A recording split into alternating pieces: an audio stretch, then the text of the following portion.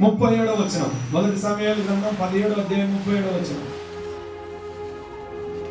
17:37. సింహం యొక్క బలము నుండి, ఎలుగుబంటి యొక్క బలము నుండి నన్ను రక్షించిన యెహోవా ఈ ఫిలిష్తీయుల చేతిలో నుండి కూడా నన్ను విడిపించునని చెప్పాను. గట్టిగా చప్పట్లు కొడదామా? హల్లెలూయా.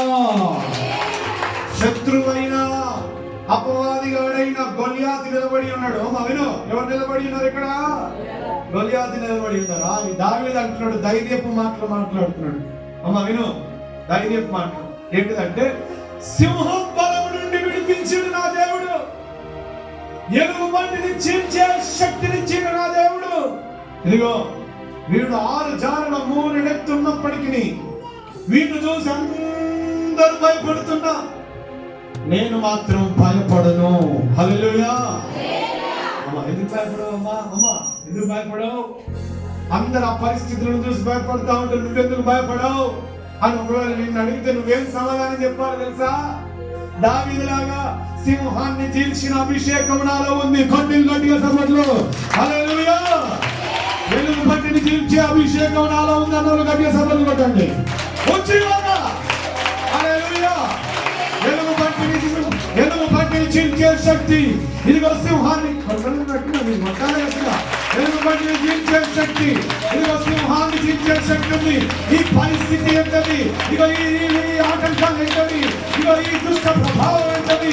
ఇదిగో ఈ ఆటంకాలు, ఈ ఆరోగ్యాలు, ఈ శోధనలు, ఈ ఇబ్బందులు, ఈ కన్నీళ్లు ఏంటవి? ఇదిగో దావీదు బలం తెచ్చినటువంటి దేవుని బట్టి, ఇదిగో సింహం బలము నుండి, ఎలుగుబంటి బలము నుండి నన్ను విడిపించిన దేవుడు, ఇక కంటికి కనపడుతూ నన్ను భయపెట్టిస్తున్న ఈ గొలియాతును కూడా తన పరిశుద్ధాత్మ శక్తి ద్వారా విడిపించగలడు. హల్లెలూయా. హల్లెలూయా. ఈ ఐగుప్తుని, ఈ ఫిలిష్తీయుల చేతుల నుండి కూడా నన్ను విడిపించగలనే ధైర్యం దావీదులో ఉంది. హల్లెలూయా.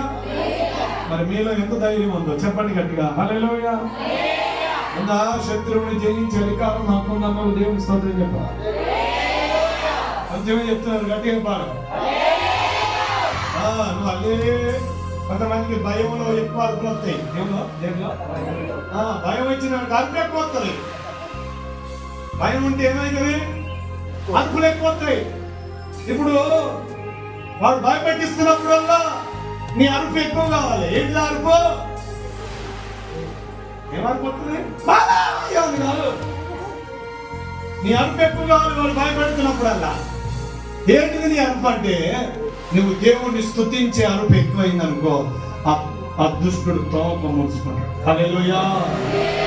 ఏ శత్రువునైతే చూసి ఇన్ని రోజులు ఇశ్రాయేలు ప్రజలు భయపడ్డారో, వినో, ఏ శత్రువును చూసి ఇశ్రాయేలు ప్రజలు భయపడ్డారో, ఇదిగో అదే శత్రువును చూసి దావీదు ధైర్యంగా ఓడించడానికి, దావీదుకి ఆ పుట్టోడికి, ఆ ఎర్రోడికి ఎందుకంత శక్తి అలాంటి దేవుని పిల్లలారా, అతనిలో పరిశుద్ధాత్ముడు పని చేస్తున్నాడు. హల్లెలూయా.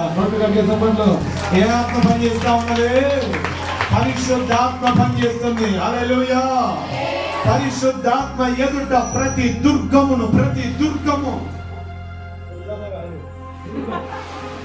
హల్లెలూయా. మరి ప్రతి దుర్గం అంటే ప్రతి కోట, ప్రతి గోడ వాళ్ళందరూ ఓడించలే. 40 రోజులు కాలి ఒకరు చూసుకుంటూ కూర్చున్నారు. దావీదు అంటున్నాడు, సింహాన్ని చీల్చే శక్తి నాలో ఉంది. అంటే గట్టిగా,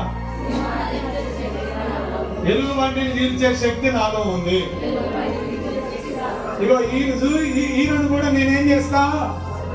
జయిస్తా అని ఆ శక్తి దావీదుకి ఎందుకు కలిగిందంటే, దేవుని పిల్లలారా, దావీదులో పరిశుద్ధాత్ముడు పనిచేస్తున్నాడు. ఆ పరిశుద్ధాత్మ శక్తి ఎదుట ఏ దుష్ట శక్తి అయినా, ఏ దుర్గమైనా, ఏ గోడైనా, ఏ ఆత్మ సంబంధం కనబడేదైనా కనబడందైనా కూడా అన్నిటిని జయించే శక్తి కలిగిన ఆత్మ నీలో పనిచేయాలి. ఎవరో పనిచేయాలి.